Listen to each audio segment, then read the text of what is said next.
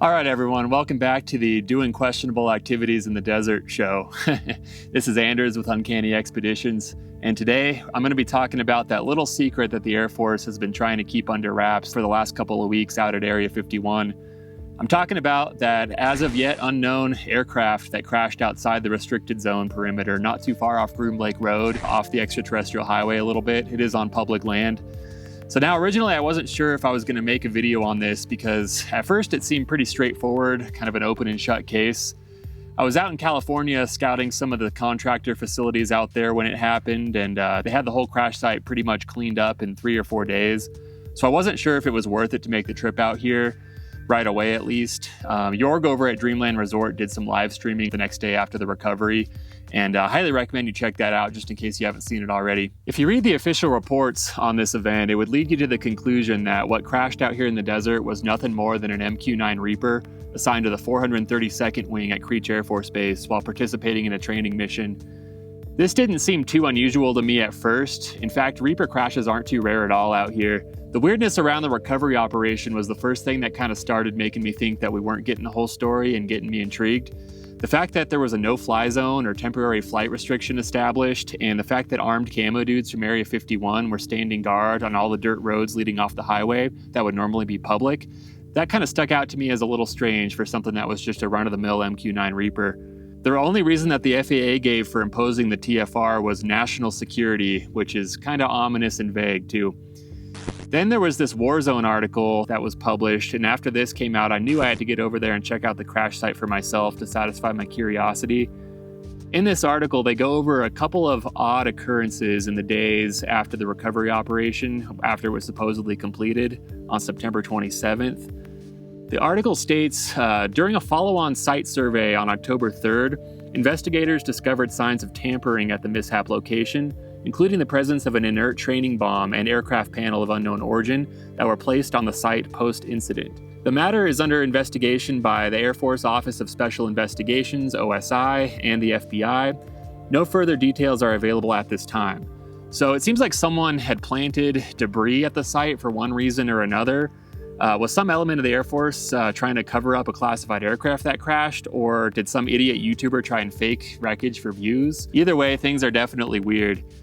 Also from that Warzone article, they state, Reaper crashes are hardly uncommon, and the drone is very much a known quantity after nearly 2 decades of Air Force service. While a Reaper's particular configuration or the stores it may have been carrying could be very sensitive, one of these drones going down seems unlikely to have prompted this level of secrecy. They go on to state that Creech is home to the secretive 30th and 44th Reconnaissance Squadrons, which are the only units confirmed to date as operators of the RQ-170 Sentinel stealth drones. Whether or not these squadrons or any others based at Creech fly other types of drones, including ones that may not yet have come out into the light, is unknown. Could we be looking at an experimental, highly secretive aircraft of some kind? Or maybe even a genuine UFO? Can I even get to this crash site without getting arrested now that apparently the FBI is monitoring the site? Well, tomorrow morning, I'm going to go in and see what I can find, see if I can get on another watch list. All right, so I'm walking up to the front gate of Area 51, and wait a minute. Is that? I haven't seen that before. I think that's a pair of Raycons. Today's message is brought to you by Raycon, makers of these essential wireless earbuds. I'm normally a big earbud hater. I find that they fall out of my ears, and the ones that stay in my ears, they're uncomfortable. That all changed when I discovered these Raycons. The material they're made out of is super soft, and it conforms to your ear, and I find that they have no comfort issues and they stay in my ears all day. The sound quality on these is fantastic as well. It's Raycon's anniversary, and they're offering 30% off on these essential earbuds right now. I use these all the time when I'm out hiking in the backcountry and want to listen to some tunes. I also discovered they work well with my metal detector because it has Bluetooth, so instead of using the bulky wired earphones, I can use these earbuds, and it's super convenient. They even have 36 hours of battery life, so keeping them charged when I'm out on hikes is no problem at all. I really love these for their lightweight and their awesome sound quality. I think you'll love them too. Make sure you click that link down in the description or go to buyraycon.com/uncannyopen to get 30% off the Essential Open earbuds.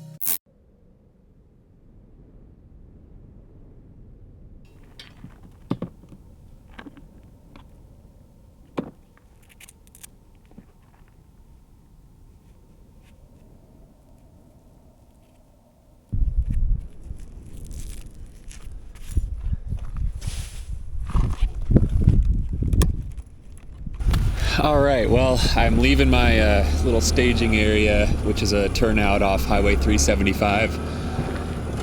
It's been a pretty quiet couple of days. I did manage to catch a couple really high altitude F-117 Nighthawks flying over. I'll roll that footage in here.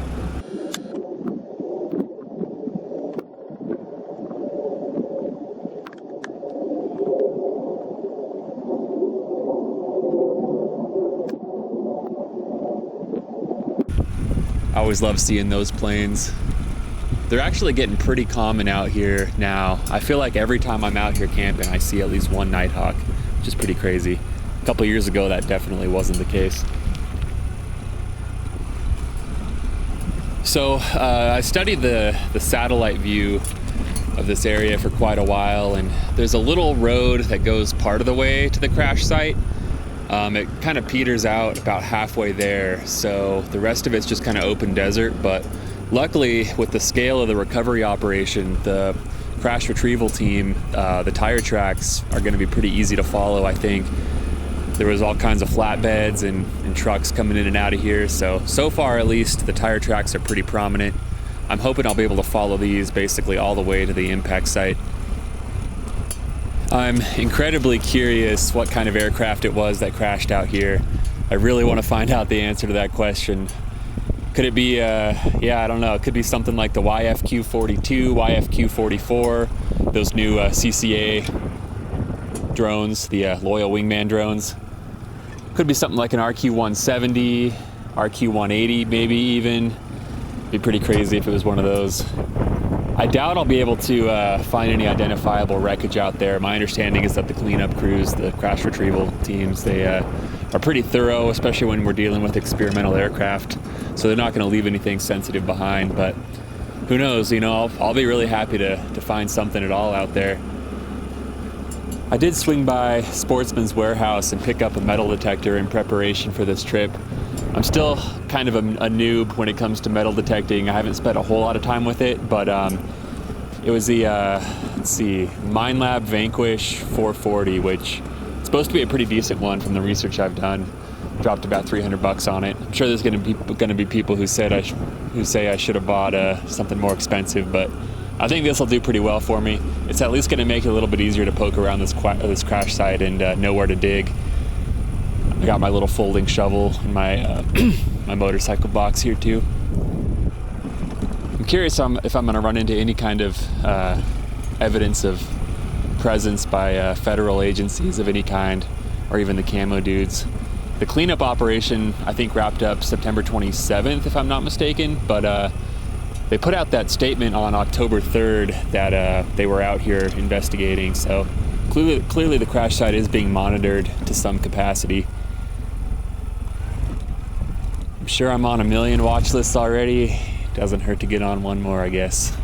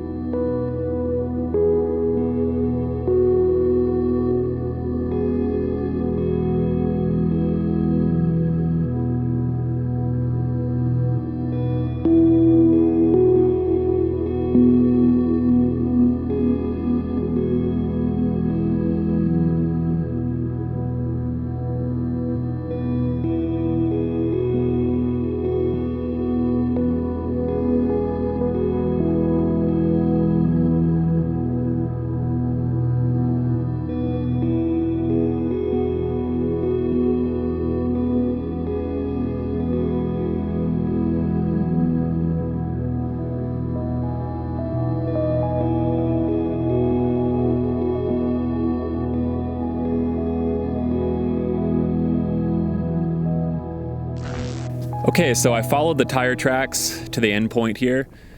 I managed to do it pretty easily. There was a little section, or two sections actually, where I had to drive through a pretty sandy wash. Recent rains, if it was real heavy, might make this section difficult in the future, but for now it was definitely passable. You can see where all the soil's been disturbed. It's been compacted down by all the tire tracks. This looks to be most likely the staging area. So if you look at the stream, the Dreamland Resort live stream from the day after the incident, you can see they have vehicles out here, flatbed, and some kind of a tarp that was most likely, I think, covering wreckage while they were looking at it. I think the actual impact point, looking at the map, would be somewhere to the south, probably that looks like the southeast of my current position. So I'm gonna, after I'm done looking at this, I'm gonna hike over through that ravine there towards where I think the impact point is and take a look around there. I do have my metal detector broken down in my backpack, so I'm gonna pull that out and piece it together, and that'll make hunting for wreckage a little bit easier out here. We'll see if we can turn up anything interesting. Making my way to the other side of that ravine, I was heading towards the southernmost tip of this small hill where the crash occurred, and I'm sure this is the actual site where the aircraft went down. Look how singed that Joshua tree is. Got totally blackened by the fireball. It's pretty crazy. I think all the ground around here would have been blackened, but they hauled, I don't know if they hauled it in or they dug it up from somewhere nearby, but they put fresh dirt over the crash site to disguise it. They didn't do a very good job disguising it though, because look how dark these plants are. Glistening in the sun, I can see all kinds of little tiny metal fragments all over the ground too. Haven't seen anything real big yet. Yeah, this Joshua tree is pretty burned. I'm surprised they didn't just remove these Joshua trees, because they definitely are the most solid evidence that this is the actual crash site. See lots of little shimmering metallic objects there. Wow, look at that.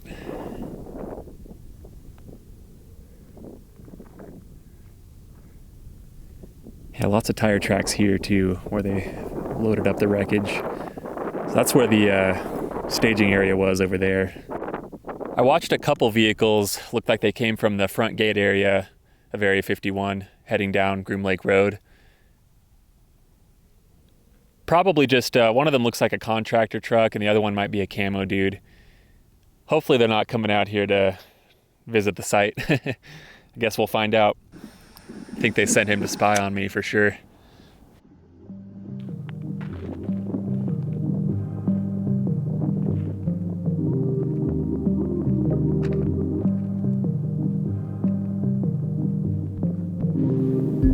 There's an interesting little piece here, partially metal, partially plastic or fiberglass. You can see some of the layers. Lots of polymer and metal pieces scattered around the ground here. Pretty small ones, about an inch or two long. This is like a graphene or carbon fiber weave. Lots of this lying around. I'm surprised the wind hasn't carried it away yet. Huh. Yeah, this is a small piece of plastic, maybe in a piece of one of the lights.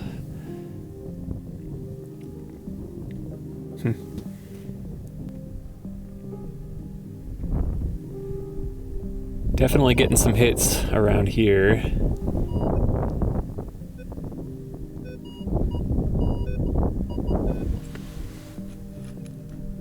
Let's see what we can dig up.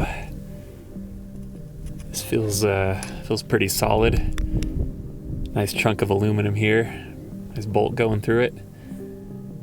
Oh, this is interesting. Definitely the biggest piece I've found so far. Cool.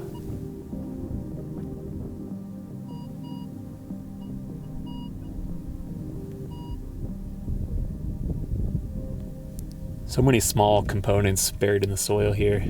Could probably spend days and still not find everything.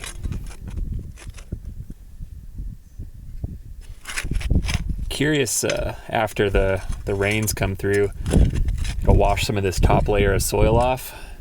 Probably be good to do some more excavating then. It's definitely worth some repeat visits.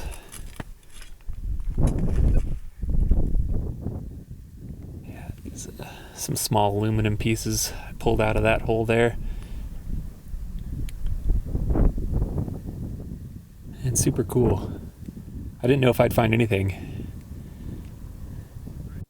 All right, so I splashed some water on some of the wreckage pieces that I was able to dig up, and I kind of gave them a little scrub with a rag that I had here with me.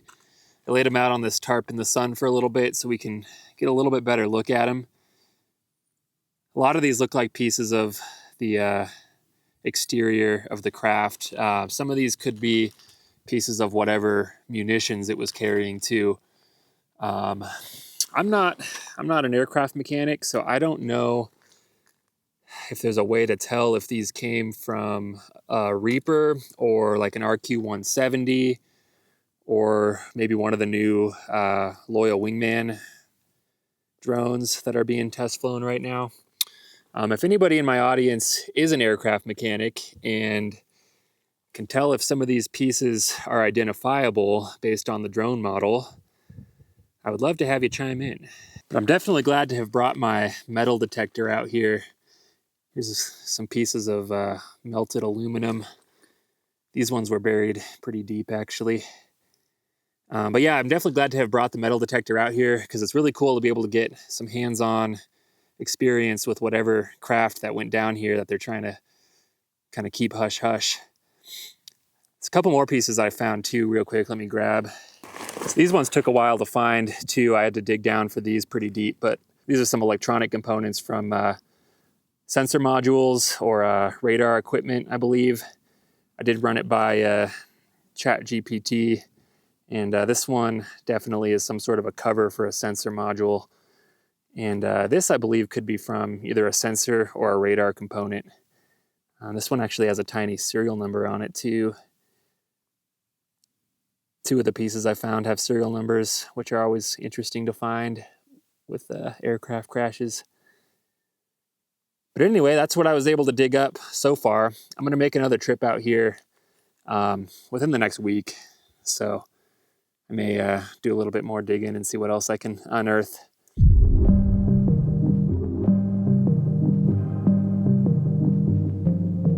All right, so back at the campsite for now. I'm pretty hyped on the next couple of days because I don't do a ton of collabs with other creators, at least I haven't yet, but I want to start doing more. So today what I'm going to be doing is I'm going to be linking up with this content creator from Spain, actually. He's riding his motorcycle all the way across America, and he's stopping at Area 51. So I'm going to meet up with him while I'm out here. I think this will be fun. It'll be a good way to get more people interested in this topic, and we'll hopefully be able to make some good content. So I headed down the extraterrestrial highway towards the Little Alien in Rachel. I was meeting up with Andres Sile. He's a motorcyclist from Spain, and he's doing an around-the-world tour. He had told me he was staying in Tonopah the night before. I suggested he stay at the Clown Motel. Unfortunately, they were all booked up, so he wasn't able to experience that. Maybe next time. My goal for the next day was to take him on a tour of some of my favorite points of interest around Area 51. He'll be releasing his video sometime in the next couple of months, so be on the lookout for that.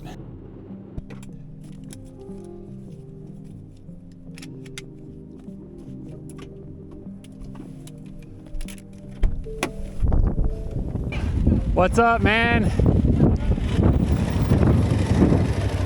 How are you? Good, Andres. Andres, yeah. Anders, nice to meet we you, have man. similar names. Yeah. People call me Andres accidentally Yeah. sometimes. Ander, right? Anders, yeah. Yeah. Yep. How are you, man? I'm good, man. How was your ride? Good. What's good? Yeah, so I'm Andres Sile. I'm from Spain. I just started 1.5 years ago to travel around the world. I start my trip in Spain. I cross all the way to Thailand. You know, I cross all Europe and all Asia. And then I shipped my bike from Thailand to Canada. And yeah, I did all the way up to Alaska, to Prudhoe Bay. And now I started heading south to try to reach Argentina. Yeah, I mean, this is a place that everyone hear about.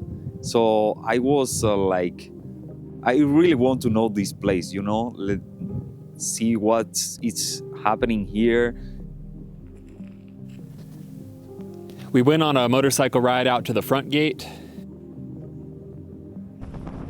to the Rachel gate.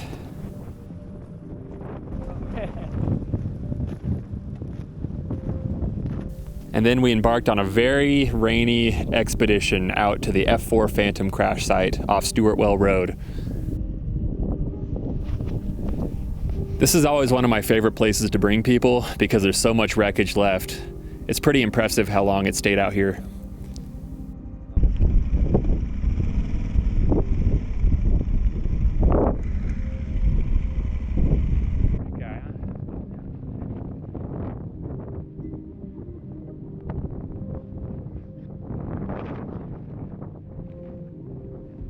I can see a little bit of the wreckage way on the other side of that hill over there.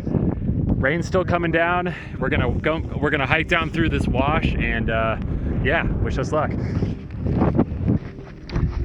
All right, so we're coming up on the pile of wreckage down here in this wash. Oh, nice.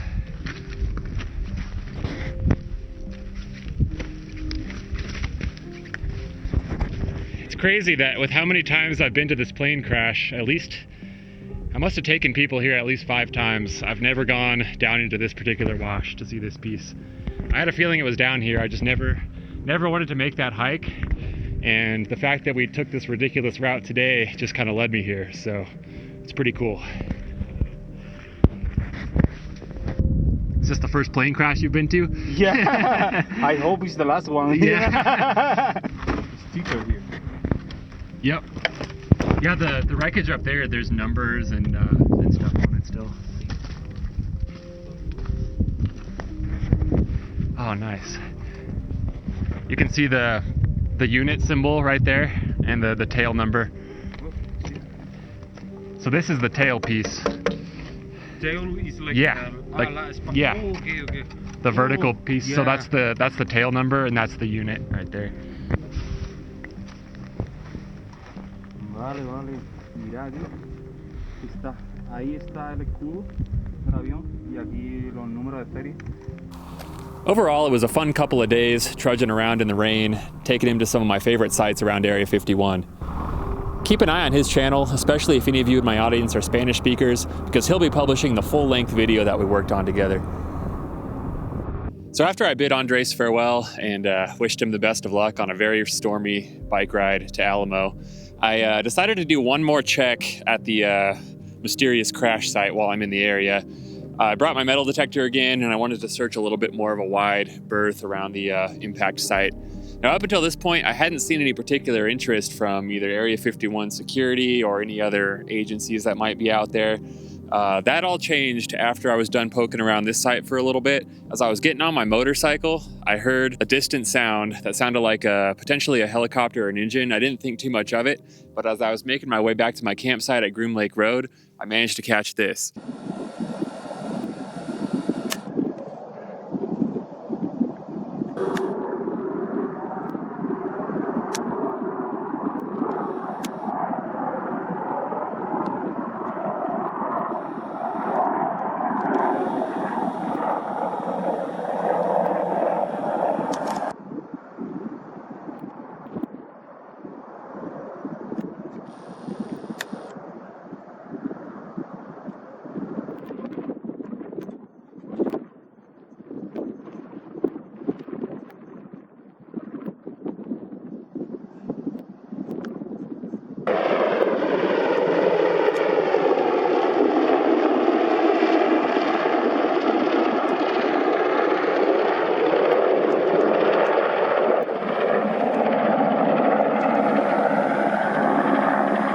Seems like the infamous Ghost Hawk Area 51 security helicopter had taken a little bit of an interest in me.